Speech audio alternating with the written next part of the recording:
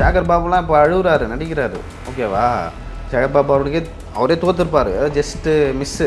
Okay, தப்பிச்சிட்டாரு. Kolathur தொகுதியில் முதல்வர் மு க ஸ்டாலின் அவர்கள் தோற்றதுக்கு சேகர் பாபு அவர்கள் தான் காரணம். அவர் சொன்னாங்க நாங்கள் ஒர்க் பண்ணணும் அப்படின்னு சொன்னதுக்கு, ஏய் நான் இருக்கேன், நான் பார்த்துக்கிறேன் அப்படின்னு சொன்னாராம். சொல்லிட்டு நல்லா பார்த்து விட்டாரு, அவர் ஜெயிச்சிட்டாரு. இல்லை, கமல் அவர் தோற்று போனதுக்கு ஒரு முக்கியமான காரணம், அவர் பேசுறது வந்து யாருக்குமே புரிய மாட்டேங்குது. அவருக்கே புரியாது. எந்த பத்திரிகையாளரும் அதிமுகவுக்கு முழுசாக வந்து சொம்பெல்லாம் அடிக்கல யாருமே. அது ஏன் திமுக ஆட்சி காலகட்டத்தில் மட்டும் இவ்வளோ விசுவாசமாக இருக்காங்கன்னு எனக்கு புரியல. நான் இதை சார்கிட்ட பேசுகிறப்ப நான் சொன்னேன், அவர் என்ன சொன்னார்னா, இது ஒரு விஜய் அலை சார், இது வந்து எதுவுமே வந்து யாரும் நிற்க முடியாது, இந்த மாதிரி ஒரு அடி அடிச்சிருச்சு. வணக்கம் நிதிஷ். வணக்கம் சார். ஸோ உங்களை மாதிரி வயசில் இருக்கிற பசங்க தான் வந்து ஜென்சி கிட்ட தான் வந்து விஜய் அவர்களை வந்து சிஎம் ஆகிட்டீங்க. ஆக்சுவலாக அது வந்து ஒரு நல்ல விஷயந்தான். உண்மையாகவே வந்து உலகெங்கும் இருக்கிற வந்து இளைஞர்கள் அவங்க என்ன பண்ணுறாங்க, இப்போ நேபாளில் வந்து இந்த இளம் தலைமுறையினர் வந்து ஒரு புரட்சி பண்ணாங்க, இங்கே ஸ்ரீலங்காவில் பண்ணாங்க. ஸோ அது வந்து நம்ம நாட்டில் வந்து புரட்சி பண்ண முடியாது. ஓகேங்களா? அந்த மாதிரியான ஒரு தேவையும் இல்லை. பட் அதை வந்து ஓட்டு மூலமாக வந்து கன்வெர்ட் பண்ணாங்க. எனக்கு வந்து திமுக ஆட்சி வேணாம், எனக்கு அதிமுக ஆட்சியும் வேணாம் அப்படின்னு சொல்லிட்டு தமிழக வெற்றி கழகத்துக்கு வந்து ஓட்டு போட்டிருக்காங்க. ஸோ உன் வயசில் இருக்கிற பசங்க எப்படி பார்க்குறாங்க அதை, தமிழக வெற்றி கழகத்தோட வெற்றியை? இந்த எனக்கே வந்து நம்ப முடியல. ஏன் நம்ப முடியல? இல்லை, அங்கே நீங்கள் வேணால் கூட்டு கேளுங்க, தமிழக வெற்றி கழகத்தில் இருக்கவங்ககிட்ட சும்மா வேணால் சொல்லலாம், 234 தொகுதியிலையும் நாங்கள் தான் வெற்றியே அப்படின்னு சொல்லிட்டு சொல்லிக்கலாம். ஆனால் அவங்களே நம்பலை தானே? அவங்களுக்கே நம்பலை. ஆனால் என்னன்னா அவங்க என்ன நான் கூட என்ன நினச்சேன்னா ஒரு 50-60 வருவாங்க. நானும் அப்படி தான் நினச்சேன், ஒரு 50-60 ஒரு அதுவும் சிட்டி சைடில் மட்டும் வருவாங்க அப்படின்னு நினச்சேன். வருவாங்கன்னு நினச்சா கடைசியில் பார்த்தா எல்லாரும் கரண்டில் இது மினிஸ்டர் அந்த எல்லாத்தையும் தோக்கடிச்சிருக்காங்க. யார்? Sitting minister. சிட்டிங் மினிஸ்டர் கிட்டத்தட்ட 15 பேர்த்த தோக்க 14 பேர்.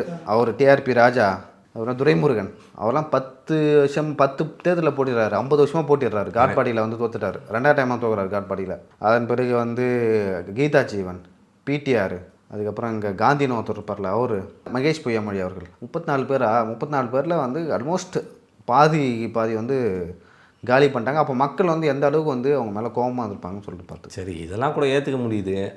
முன்னாள் முதலமைச்சர் தொகுதியை வந்துட்டு அப்படியே குளத்தூருக்குள்ளே போனீங்கனாலே எல்லாமே பூங்கா மாதிரி தான் இருக்கும். பூங்காக்குள்ளே போனால் எப்படி செடி கொடி அப்படி ரோடெலாம் எப்படி நீட்டாக இருக்குமா அந்த இடமா, அந்த மாதிரி பூங்கா மாதிரி வச்சுருந்தார் குளத்தூர் தொகுதி. அங்கேயே வந்து அவர் தோக்க வச்சுட்டீங்கன்னா ஆக்சுவலாக அந்த ஓட் பர்சன்டேஜ் எப்போவுமே சென்னையில் 60 தாண்டாது, 60 அதிகபட்சம் 65 தாண்டும். ஆனால் இந்த டைம் தான் வந்து 83 கிட்டே போயிடுச்சு. அப்போயே நான் யோசித்தேன், ஆஹா இது வந்து எப்போல்லாம் வந்து ஓட் பர்சன்டேஜ் அதிகமாகுதோ அப்போ தான் ஆளுங்கட்சி காலியாக வராங்கன்னு அர்த்தம். அடுத்து யார் வராங்க போகிறாங்கன்னு நம்மளுக்கு தெரியாது. ஆனால் ஏன் அப்படி அதிகமாகுது அப்படின்னா, மக்களுக்கு ஒரு வெறுப்பு இருக்கும். இங்கே சட்டம் ஒழுங்கு சரியில்லை, போதை கலாச்சாரம் இருக்குது, பாலியல் வன்முறைகள் நடக்குது, இதே போல் கொள்ளைலாம் நடக்குது. அப்புறம் வந்து ஆளுங்கட்சியோட அட்ராசிட்டி, இந்த கட்ட பஞ்சாயத்து, அடித்து பிடுங்கிறது, கமாண்ட் போட்டதுக்கெல்லாம் கைது, வீடியோ போட்டதுக்கெல்லாம் கைது. அப்படின்னா இப்போ உன்ன மாதிரி எத்தனை பேர் பாதிக்கப்பட்டிருப்பாங்க? உன்ன மாதிரி என்ன மாதிரின்னா, இப்போ நான் இருக்கேன், என் குடும்பத்தை சுற்றி இப்போ இருக்காங்க, ஒரு ஊரில் ஒரு கட்சிக்காரன் இருப்பான், அந்த கட்சிக்காரனால எத்தனை பேர் பாதிக்கப்பட்டிருப்பாங்கன்னு சொல்லிட்டு இந்த மாதிரி நிறைய விஷயங்கள் இருக்குது. இப்போ அவங்களாம் என்ன பண்ணுறாங்கன்னா, வீதிக்கு வராங்க, நீங்கள் அமைதியாக இருங்க, ஆனால் யாருமே வெளியே காட்டல. அவங்க என்ன பண்ணாங்கன்னா, திமுக ஒன்று வந்து யாராவது கமாண்டு போட்டால், ஏன்னா ட்விட் போட்டால் அப்படியே பார்த்துக்கிட்டே இருப்பாங்க. அவனை வச்சு போலீஸ் வச்சு ஆஃப் பண்ணுவாங்க, மிரட்டுவாங்க, போலீஸ் வச்சு, இல்லை கட்சிக்காரனை வச்சு மிரட்டுவாங்க. இப்படி தான் பண்ணிகிட்டு இருந்தாங்க. அப்படியே மீடியா வச்சே வந்து மொழி பூசிட்டு வந்தாங்க.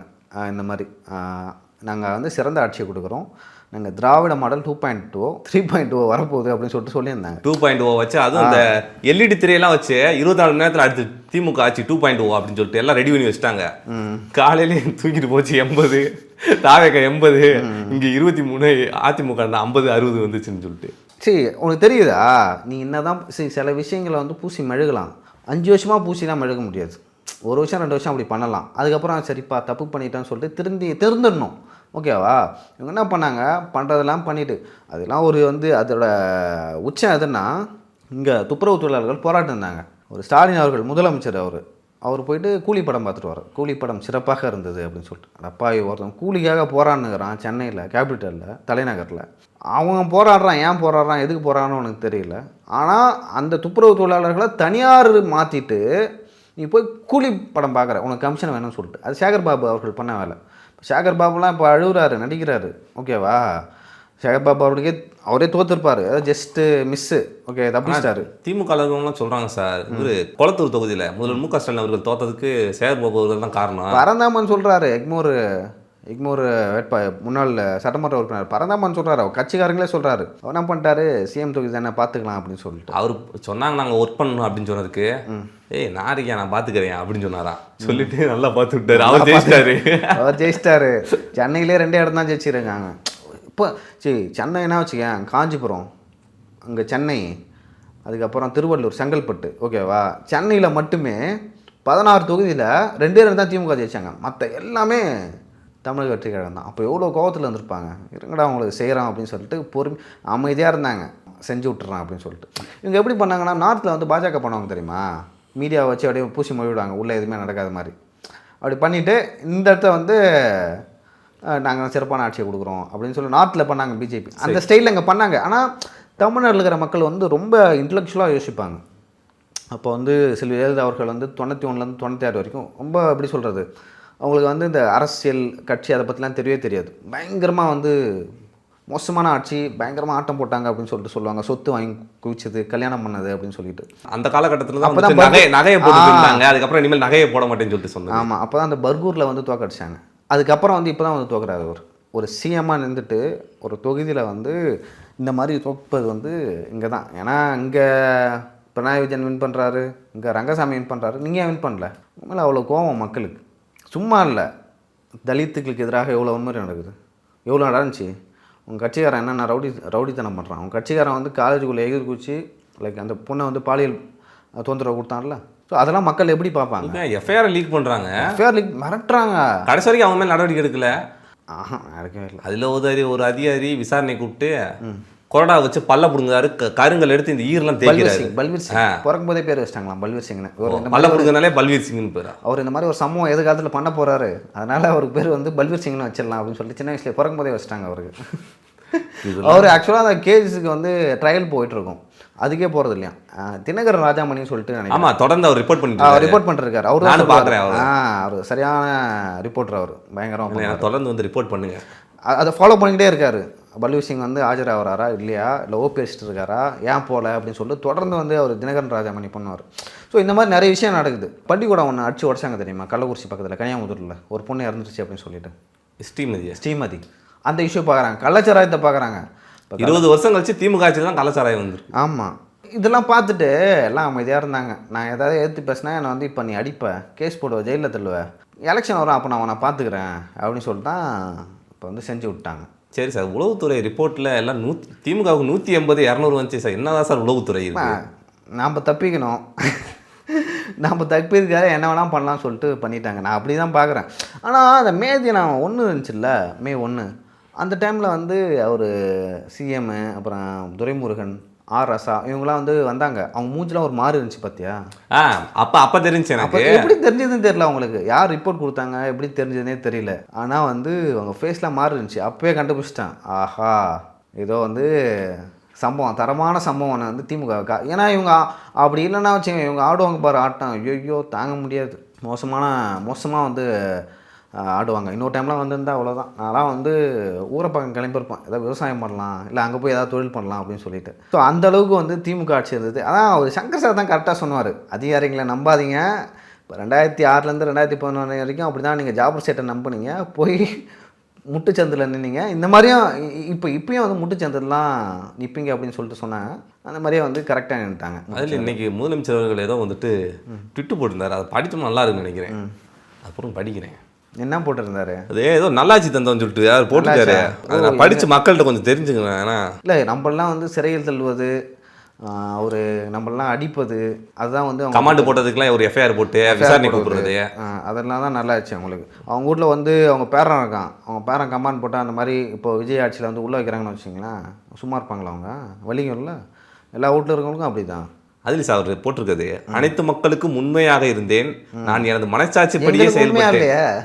நம்மளுக்கெல்லாம் உண்மையாக இருந்தாரா? என்னத்த சொல்ல, நான் எனது சக்தியை மீறி உழைத்தாராம். அவர் சக்தியை மீறி உழைச்சிருக்கேன்னு சொல்லிட்டு சொல்லியிருக்காரு சார். சக்தியை மீறி உழைச்சாரா? சூப்பர்.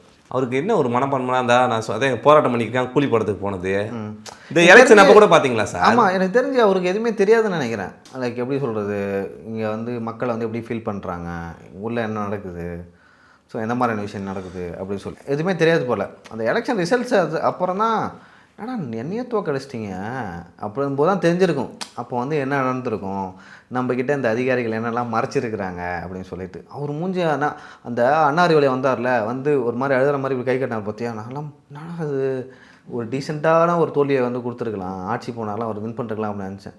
ஆனால் மக்கள் ஆக்சுவலாக மக்கள், அதுவும் தமிழ்நாட்டு மக்களை வந்து புரிஞ்சுக்கணும். என்ன தான் வந்து நீங்கள் டிவியில் வந்து ஜிகினா வேலை காட்டினாலும், நீங்கள் சிறப்பான ஆட்சி தரேன்னு சொல்லிட்டு சொன்னாலும், எல்லாம் அந்த எலெக்ஷன் டைமில் எந்த யூடியூப் வீடியோவை தோணினாலும் வந்து இந்த ஸ்டாலின் மாறட்டும் ஒரு பாட்டு வந்துச்சுல்ல, நான் இதை சார்கிட்ட பேசுகிறப்ப நான் சொன்னேன், சார் இந்த மாதிரி ஆடா வருது சார் அப்படின்னு சொல்லிட்டு. அவர் என்ன சொன்னார்னா, இது ஒரு நல்லதுடா, இது வந்து ஏன்னா அளவுக்கு மீது அமிர்தம் நஞ்சுன்ற மாதிரி ஒரு வீடியோ ஒரு வாட்டி பார்த்தா ஏதோ பீப்புளுக்கு ஒரு ஏதோ பார்க்குற மாதிரி ஒரு மைண்ட் செட் இருக்கும். இந்த வீடியோ தொடர்ந்து பார்த்தா திமுக மேலே வெறுப்பு தாண்டா வரும், அதனால அது நல்லதுடா அப்படின்றாரு சார். ஆமாம், நான் ஆக்சுவலி நான் அவர்கிட்டே சொல்லிருக்கேன், ஒரு சலிப்பு வந்துடும். இப்போ ஒரு ப்ராடக்ட் வந்து உனக்கு வேணும்னா, இப்போ வந்து நீ ஒரு ஷூ வாங்க போகிற, ஒரு ஷூ விளம்பரம் வருதுன்னு வச்சுங்க, ஓகே ஷூ விளம்பரம்னா வாங்குவோம் அப்படின்னு சொல்லிட்டு, நீ எப்போ போட்டு ஓப்பன் பண்ணாலும் வந்து ஷூ விளம்பரமே வந்தால் சார் ஷூ விளம்பரம்னா கூட ஒரே ஷூ ஏதோ நல்ல குவாலிட்டி இருக்கும், அதாவது பார்க்கலாம். அந்த விளம்பரத்துல எல்லாம் பொய்யா சொன்னா என்னதான் சார் பண்ண? இல்லை உனக்கு வெறுப்பு வரும்ல, ஏன் நம்மளுக்கு மட்டும் ஷூ வருது அப்படின்னு சொல்லி அந்த மாதிரி தான். ஓகேவா, என்னடா எங்கே தெரிஞ்சாலும் இந்த கொடுத்தது வந்து மோசமான ஆச்சு, இதை வந்து விளம்பரம் வேறையா அப்படின்னு சொல்லி எல்லாம் யோசிப்பாங்கல்ல. ஸோ அந்த மாதிரி தான் வந்து யோசிக்க வச்சுட்டாங்க திமுகவினர். அடி இங்கே மதுரையில் காலி, திருச்சியில் காலி, கோயம்புத்தூரில் அவங்க ஏற்கனவே காலி தான், கோயம்புத்தூரில் வந்து அதிமுக தான் காலி. ஸோ அந்தளவுக்கு வந்து சூப்பராக ஒர்க் பண்ணிருக்காங்க அதிமுக, அதனால் வந்து காலி பண்ணி விட்டாங்க தமிழக வெற்றி கழகம். அதுக்கப்புறம் வந்து தஞ்சாவூர், திருச்சி, அங்கே மதுரை, தூத்துக்குடி, திருநெல்வேலி, கீதாஜீவன்லாம் காலி. 16 மினிஸ்டர். நான்லாம் எதிர்பார்க்கவே இல்லை.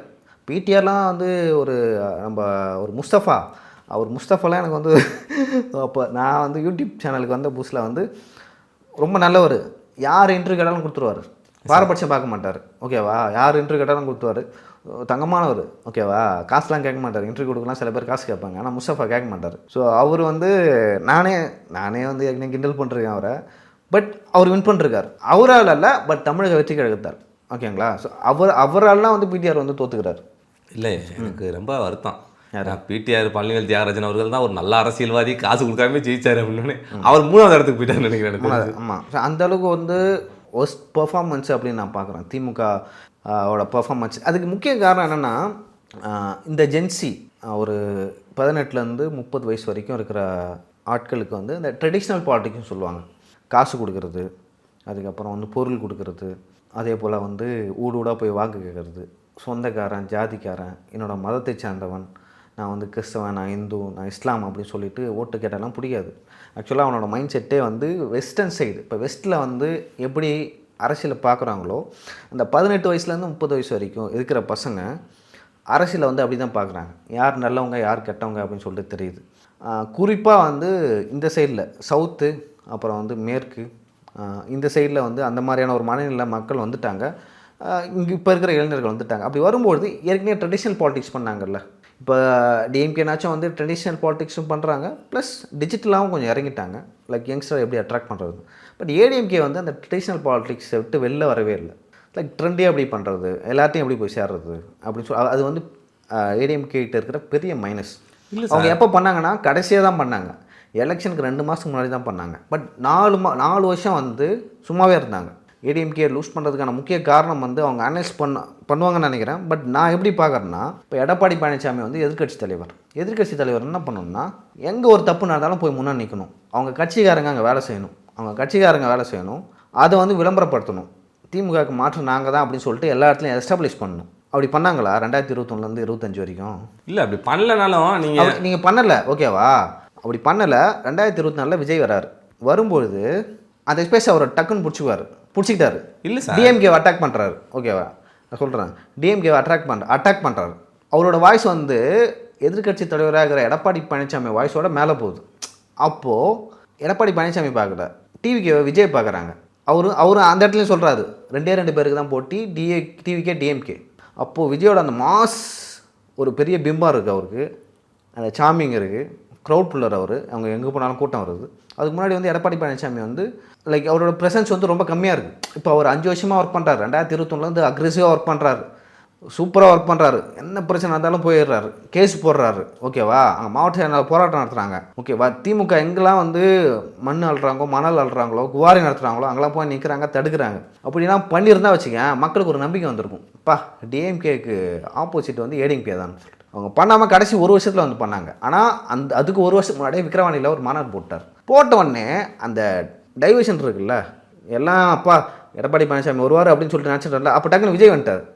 விஜய் வந்தோடனே எல்லாரோட பார்வையும் அந்த பக்கம் போயிடுச்சு, எல்லாம் அங்கே பார்க்க ஆரம்பிச்சிட்டாங்க. அப்போ விஜய் வருவார், என்ன பண்ண போகிறாருன்னு சொல்லிட்டு அதை சுற்றி வந்து நிறைய கதைகள், விஜய் வந்தால் இப்படி பண்ணுவார் அப்படி பண்ணுவார் அப்படின்னு சொல்லிட்டு நிறைய கதைகள். அதே போல் நிறைய பேர் பேசினாங்க, விஜயே பேசினார், விஜயோட கட்சிக்காரங்க பேசினாங்க. அவங்க வந்து தனியாலாம் ஐட்டிங் வச்சில்ல, ஓகேங்களா. அந்த கட்சியில் இருக்கிற எல்லாமே வந்து லைக் ஃபோன் யூஸ் பண்ணுறாங்க. அவங்களே காசே இல்லாமல் வந்து ஒரு எப்படி சொல்கிறது, சும்மா ஒரு தொண்டரா ஒரு காசுக்கு வேலை பார்க்குறத விட ஒருத்தராக தன்னெழுச்சியாக ஒரு பற்றோட வேலை பார்க்குறதுக்கு வித்தியாசம் இருக்குல்ல சார். இது நாம் தமிழர்கள்ல தொடக்கத்தில் வந்து அப்படி தான் பண்ணாங்க, ஓகேவா. அவங்க வந்து காசுலாம் கொடுக்க மாட்டாங்க, தன்னெழுச்சியாக வந்து அவங்களே தமிழ் தேசியம் அந்த கொள்கையை மதித்து, இப்போ இது சரியான கொள்கைப்பா, இந்த கொள்கையை வச்சுட்டு நம்ம ஆட்சிக்கு வந்தால் தமிழ்நாட்டையும் மாற்றலாம் அப்படின்னு சொல்லிட்டு அவங்க தன்னெழுச்சியாக பண்ணாங்க. அதே தன்னெழுச்சியாக அதை விட ஃபேன் பேஸ் அதிகம் இல்லை, அவ்வளோ பெரிய ஃபேன் பேஸ். கிட்டத்தட்ட அவங்க ஆன்லைனில் வந்து உறுப்பினர் படிவம் வாங்கிக்கலாம் அப்படின்னு சொல்லும்போது கிட்டத்தட்ட 1 கோடி பேர் அப்பயே வந்துட்டாங்க. அதை யாரும் நம்பலை, 1 கோடி பேர் தானே, அதெல்லாம் ஓட்டாக மாறாதுங்க பார்த்துக்கலாம் அப்படின்னாங்க. பட் அதுதான் வந்து இவங்க அசால்ட்டாக விட்டாங்கல்ல, டிஎம்கேவும் ஏடிஎம்கேவும், அதுதான் இங்கே வந்து நிற்குது. இப்போ செல்வி ஜெயலலிதா அவர்கள் இருந்தாங்க, தலைவா படத்துக்கு என்ன அவங்களுக்கு தெரியும், செல்வி ஜெயலலிதாவுக்கு விஜய் வந்தால் இந்த மாதிரியான தாக்கம் வந்து ஏற்படும். ஏன்னா உளவுத்துறை வந்து அலர்ட் கொடுத்துருப்பாங்க, இந்த மாதிரி விஜய் வராருங்க, அவர் வந்து க்ரௌட் புல்லரு, விமென்ஸுக்கு அவர் ரொம்ப பிடிக்கும், ஏற்கனவே வந்து அந்த மாதிரியான படங்கள் தான் லைக் பாலிடிக்ஸ் வரப்போகிற மாதிரியான படங்கள்லாம் எடுத்துருக்காரு, ஸோ அவரை விடாதீங்க அப்படின்னு சொல்லிட்டு அவங்க சொல்லியிருக்காங்க. அதனால தான் விஜய் அவர்கள் செல்வி ஜெயலலிதா இருக்கும்போது வரவே இல்லை, செல்வி ஜெயலலிதா இல்லை, கருணாநிதி இல்லை, இதுதான் நல்ல சான்ஸ் சொல்லிட்டு கமல் வந்தார். பட் கமலுக்கு வந்து அந்த ரசிகர் பட்டான் இல்லை, ரஜினி வந்து தான் என்ன பண்ணுறாங்கன்னு எனக்கு தெரியல, இவர் வந்து எல்லாத்தையும் பிளான் பண்ணுறாரு. இல்லை கமல் அவர் தோற்று போனதுக்கு ஒரு முக்கியமான காரணம் அவர் பேசுகிறது வந்து யாருக்குமே புரிய மாட்டேங்குது, அவருக்கே புரியாது. இல்லை அதனால தான் தோற்று போனதுன்னு தான் நினைக்கிறேன். ஃபஸ்ட்டு எப்படின்னா வந்து அவர் வந்து ரசிகர் மன்றம் வைக்கிறாரு, அதை நற்பணி மன்றமாக மாற்றுறாரு, ஓகேவா. அதை கொஞ்சம் கொஞ்சமாக ஸ்ட்ரக்சர் எல்லாத்தையும் வந்து அந்த கட்டமைப்பை உருவாக்குறாரு. கட்டமைப்பை உருவாக்கி இப்போயும் அந்த ரசிகர் மன்ற கட்டமைப்பு இருக்குது, ஆனால் ஒரு கட்சிக்கான கட்டமைப்பு வந்து இல்லை. அது எனக்கு தெரிஞ்சு இனிமேல் வந்து அவங்க டெவலப் பண்ணுவாங்க. செல்வி ஜெயலலிதா வந்து அதெல்லாம் வந்து ஸ்மெல் பண்ணுறாங்க, நீங்கள் வந்தால் எனக்கு எப்படி இருந்தாலும் ஆபத்து, வர விட மாட்டேன் அப்படின்னு சொல்லிட்டு தான் வந்து நிறையட்ட வந்து லைக் படத்தையே வர விடாமல் பண்ணி லைக் எந்த அளவுக்கு டார்ச்சர் கொடுக்க முடியுமோ அதை கொடுத்தாங்க. ஆனால் டிஎம்கே வந்து அதை பண்ண தரவிட்டாங்க, அதோட விளைவு தான் இது. அதுக்காக வந்து விஜயை அமுக்கணும் அப்படின்னு சொல்லலை, பட் ஒரு பாலிட்டிஷியனாக வந்து நீங்கள் அதை பண்ணி தானே ஆகணும். இப்போ வந்து அவன் வந்தால் அவனால் எனக்கு பிரச்சனைனா அவனை எந்த அளவுக்கு ஒடுக்க முடியுமோ ஒடுக்கணும். நான் அப்படி பண்ண முடியலனா அந்த ஆபத்து எனக்கு தான். பட் செல்வி ஜெயலலிதா அவர்கள் வந்து அதை பண்ணாங்க, ஸ்டாலின் அவர்கள் பண்ணலை. அதனால தான் வந்து ஸ்டாலின் அங்கிள் அப்படின்லாம் சொன்னார்ல, அதெல்லாம் எப்படி ரிஃப்ளெக்ட் ஆச்சு தெரியுமா ஓட்டா. ஸோ இதை புரிஞ்சுக்கணும். நான் ஏன் சொல்கிறேன்னா டிஎம்கேவும் ஏடிஎம்கேவும் இந்தந்த இடத்துலாம் வந்து தவற விட்டுருக்காங்க. இன்னொன்று நான் ஏடிஎம்கே நான் எப்படி பார்க்குறேன்னா, நான் கிட்டத்தட்ட ஒரு லாஸ்ட் 10 இயர்ஸாகவே இந்த பாலிடிக்ஸ் பார்த்துட்டு இருக்கேன். 10 இயர்ஸாகவுமே வந்துட்டு அவங்க ஆட்சியில் இருந்தப்பையும் சரி அவங்க வந்து விளம்பரம் அதிகமாக பண்ணல. ஆனால் வந்து திமுக வந்துட்டு விளம்பரம் மட்டும் தான் பண்ணாங்க. ஒருவேளை அந்த விளம்பரத்துக்கு அவங்க ஸ்பெண்ட் பண்ண காசை ஏதாவது நலத்திட்டங்கள் பண்ணியிருந்தாங்கன்னா மேபி ஆட்சியை கூட பிடிச்சிக்கலாம் நினைக்கிறேன். 1 கோடி ரூபாய் பண்ணுறது ஆக்சுவலாக ஏடிஎம்கே கிட்ட இருக்கிற பெரிய பிரச்சனை என்னென்னா, அதான் நான் மரபு ரீதியாக வந்து ஒரு பாலிடிக்ஸ் இருக்குது. அதே இப்போ எடப்பாடி பழனிசாமி அவர்களுக்கு 71 வயசு ஆகுது, அவருக்கு வந்து சில விஷயங்கள் தெரியாமல் இருந்திருக்கலாம். ஆனால் கட்சியில் நிறைய பேர் யங்ஸ்டர் இருக்காங்கல்ல, அவங்களுக்கு தான் தெரியணும் இந்த மாதிரி வந்து ஜென்சி இந்த தலைமுறையாக மாறுது. ஏன்னா 18 35 வயசு இருக்கவங்க மட்டுமே வந்து 25-30% ஓட்டு. அப்போ அவங்க எப்படி வந்து நம்ம அட்ராக்ட் பண்ணுறது அப்படின்னு யோசிக்காமல் விட்டாங்க.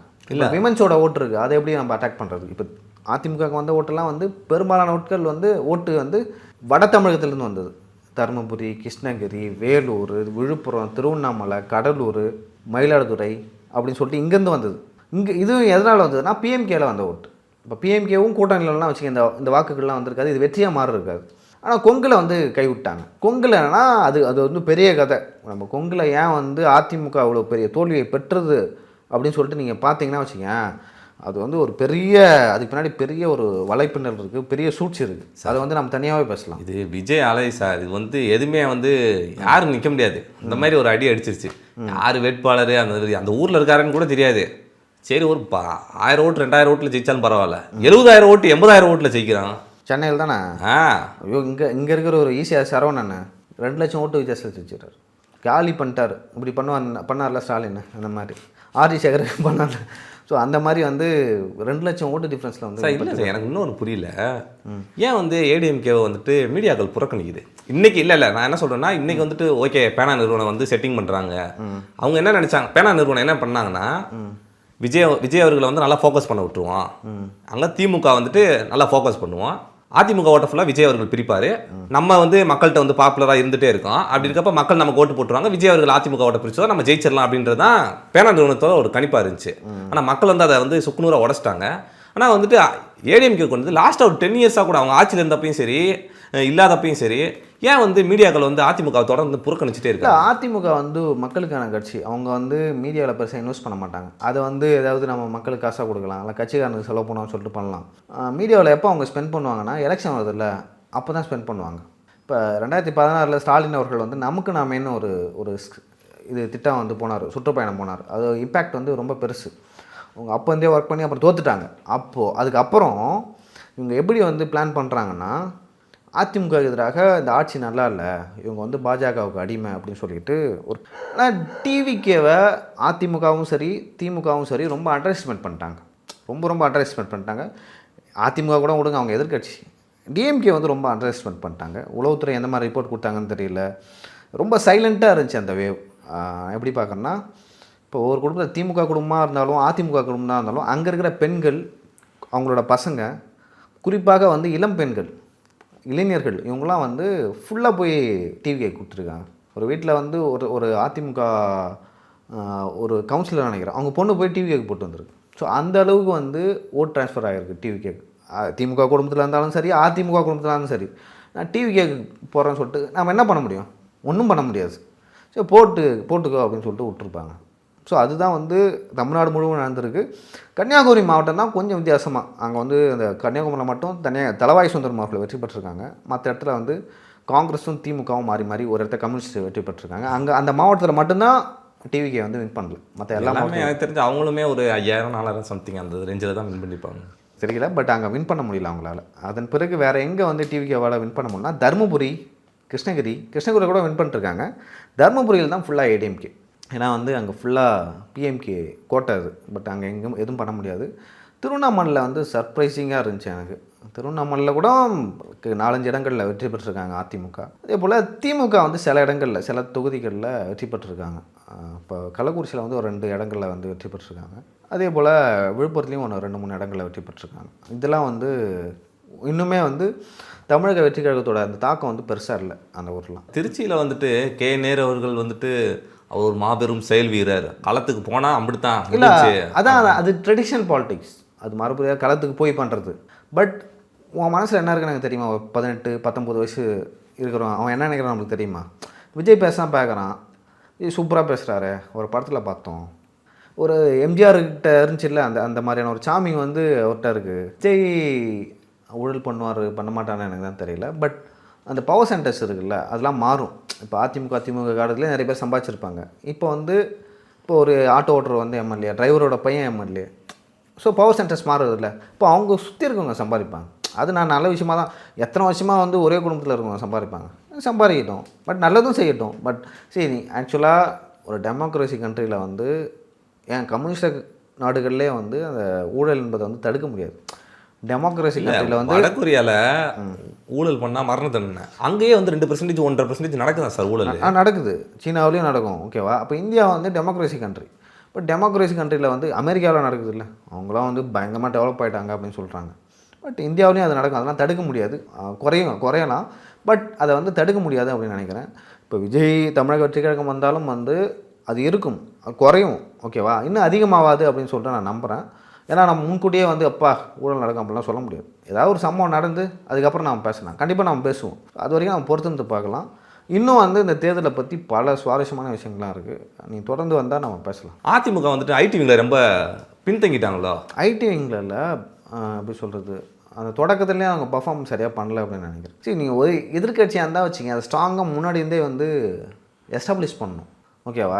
எல்லா மைண்டுக்கும் போகணும். ஓகேவா? நீங்கள் மைண்டுக்கே போகாமல் நீங்கள் வந்து திடீர்னு வந்து நான் எலெக்ஷனில் நிற்கிறேன், நான் முன்னாடி ஆண்ட கட்சி அப்படின்னு சொன்னால் யாரும் கேட்க மாட்டாங்களே. நீங்கள் வந்து அதை 5 வருஷத்துக்கு முன்னாடி எஸ்டாப்ளிஷ் பண்ணியிருக்கணும் அப்படின்னு நினைக்கிறேன்.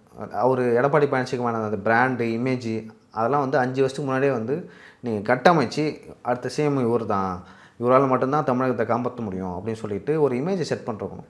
தேர்தலுக்கு ஒரு வருஷத்துக்கு முன்னாடி தான் வந்து லைக் இவங்க மீடியாவுக்கு பே பண்ண ஆரம்பிக்கிறாங்க. எடப்பாடி பழனிசாமியே வெளில வந்து லைக் பிரச்சாரம் 6 மாதத்துக்கு முன்னாடி பிரச்சாரம் பண்ணிட்டார். பட் இதை வந்து இஷ்யூ பேஸ்டாக இப்போ கள்ளக்குறிச்சி அந்த விஷயம் நடந்ததில்ல, அதில் இறங்கி வந்திருக்கணும். அவர் அனானிஸ்டியே போயிருக்கணும். இந்த கனியாமுத்தூர் விஷயம் இருக்குல்ல, அவர் வந்து ஸ்பாட்டுக்கு போயிருக்கணும். கலாச்சார விஷயத்துக்கு வந்து ஸ்பாட்டுக்கு போயிருக்கணும். கிட்டத்தட்ட இல்லை தமிழ்நாட்டில் வந்துட்டு அதிக தொகுதிகளுக்கு போய் கிட்டத்தட்ட 180க்கு மேலே தொகுதிகளுக்கு நேரடியாக போய் களத்தில் பிரச்சாரம் பண்ணார். அதை கொண்டு போய் சேர்க்கறது வந்துட்டு பிரச்சாரம் வந்து என்கிட்ட வந்து நீ ஓட்டு கேட்ட மட்டும்தான் வருவியா அப்படின்னு ஒரு கேள்வி இருக்குது. ஓட்டுக்கு மட்டும்தான் வருவியா, பவர் இல்லை. பட் நீ எதிர்கட்சியாக வந்து உன் கூட நான் இருக்கிறேன். இப்போ மணல் அள்ளுறதுக்கு வந்து ஒருத்தவங்க கொண்டாங்க, மலைய ஜகபர் அலி அப்படின்னு நினைக்கிறேன், ஒருத்தவங்களை வெட்டி கொண்டாங்க. நீ அந்த ஸ்பாட்டுக்கு போகணும். அது எதை காட்டுதுன்னா நீங்கள் எங்கள் கூட இருக்கீங்க, நான் உன்னை நம்புகிறேன். அந்த ஊருக்காரன் நம்புவான், சொந்தக்காரன் நம்புவான், அந்த தொகுதியில் இருக்கிற எல்லாமே நம்புவான். எடப்பாடி வந்து பார்த்துட்டு போயிட்டாருப்பா, ஆர்ப்பாட்டம் பண்ணாருங்க அப்படின்னு சொல்லிட்டு. சரி, இந்த விஷயம் நான் ஒரு குறை சொல்ல, இந்த விஷயங்கள்லாம் அவங்க மிஸ் பண்ணிட்டாங்க அப்படின்னு நினைக்கிறேன். இப்போது சில அவருக்கு மேலே ஒரு இமேஜ் இருந்தால் வச்சுங்க, லைக் அடிச்சு தூள் கிளப்பிட்டு வந்துடலாம். பட் அவர் வந்து இமேஜும் வந்து கட்டமைக்கலை. அதுக்கப்புறம் வந்து எலெக்ஷன் டைமில் தான் வந்து பின்னாடி வந்தார் அப்படின்னு சொல்லி நிறைய குற்றச்சாட்டுகள் அவர் மேலே இருக்குது. எனக்கு தெரிஞ்சு அவங்க சரி பண்ணிப்பாங்க அப்படின்னு நினைக்கிறேன். இல்லை, எனக்கு பர்சனலாக என்னென்னா உண்மையிலே வந்து மு.க. ஸ்டாலின் அவர்களாக இருக்கட்டும், விஜய் அவர்களாக இருக்கட்டும், எடப்பாடி பழனிசாமி அவர்கள் 3 பேர்த்துலேயும் வந்துட்டு எடப்பாடி பழனிசாமி அவர்கள் உண்மையிலே அவருக்கு வந்து எதோ சொம்பு அடிக்கணும் அப்படின்லாம் இல்லை. ஆனால் வந்துட்டு உண்மையிலே அவர் களத்தில் நிறையா வந்து பணியாற்றினார். எனக்கு பர்சனலாக ஐடிங்க வந்து சரியாக வந்து ஒர்க் ஆகலை அப்படின்னு அந்த இது அவர் பேசினதை கொண்டு போய் மக்கள்கிட்ட நீங்கள் ரீச் பண்ணணும் தெரியுமா. மீடியாவும் வந்துட்டு ஃபுல்லாக புறக்கணிச்சிட்டாங்க. இன்னொன்று இந்த நேரத்தில் நான் கேட்க நினைக்கிறேன் சார், ஏன் சார் அதிமுக ஆட்சி காலகட்டத்தில் எந்த பத்திரிகையாளரும் அதிமுகவுக்கு முழுசாக வந்து சொம்பெல்லாம் அடிக்கலை யாருமே? அது ஏன் திமுக ஆட்சி காலகட்டத்தில் மட்டும் இவ்வளோ விசுவாசமாக இருக்காங்கன்னு எனக்கு புரியல. அவங்க பே பண்ணால் சொம்படிப்பாங்க, தோற்ற பிறகும் சொம்படிச்சுனுங்கிறாங்க. இன்னும் அவங்க திருந்த மாட்டாங்க, அவங்க அப்படி தான் இருப்பாங்க. ஓகேவா? இப்போ அதிமுகவுக்கு நான் வந்து அதிமுக தான் ஆட்சிக்கு வரணும்னு சொல்லிட்டு முன்னாடி பேசினேன். இப்போ அதிமுக விமர்சனம் பண்ணுறேன். பட் இவங்க அதை வந்து நல்ல வழியில் வந்து அதிமுக அவனை பார்ப்பாங்க. திமுககாரங்க அப்படி பார்க்க மாட்டாங்க, வன்மத்தை வச்சுப்பாங்க மனசில். அதிமுககாரங்க வன்மத்தெல்லாம் மனசில் வச்சுக்க மாட்டாங்க, சொன்னால் கேட்டுப்பாங்க. இது தெரிஞ்சு டிவிகேக்காரங்களாம் அப்படின்னு தான் நினைக்கிறேன். ஏன்னா என்கிட்ட நிறைய பேர் பேசுனாங்க.